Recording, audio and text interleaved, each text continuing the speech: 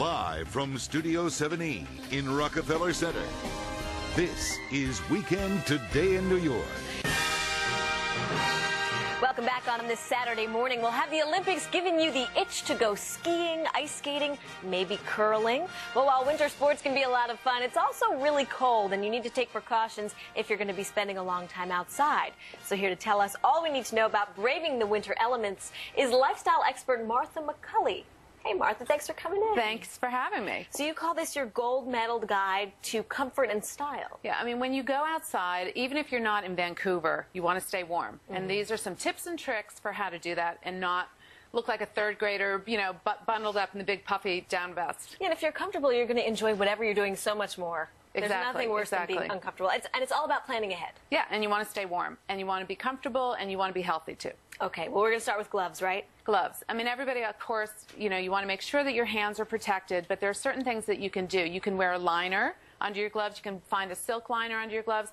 And then there are also these great fingerless gloves that have the little mitt that goes over and turns into mittens. So if you're a texter, you can do that, and then you can also cover up your fingers. Everyone's a texter these days. Exactly. So then we have Wonder Warmers. I love these. This is something, it's very eco-friendly because they're reusable. You don't throw them out.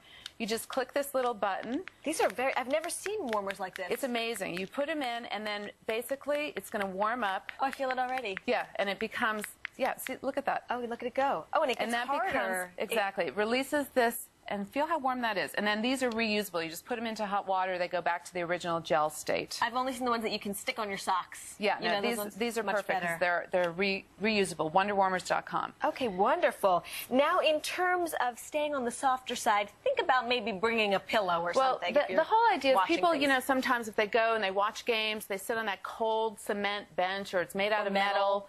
Worse. You know, people, you can bring a blanket, but also just take a throw pillow that you have. You know, you can take this from home and sit on something so that you're not sitting against the cold metal. Just a little thinking. It's so simple. Right. It chills your whole body when you're doing that, and you're out there for hours. Well, maybe you're not sitting and you're standing, so then you want to think about the feet and the legs. Think about your feet and legs. They're great, you know, cute insoles, but also 3M makes these compression hosiery. They're called Futuro, and I love them because you buy them in the drugstore. They look like regular pantyhose, but they're compression, so that they're really helping your circulation.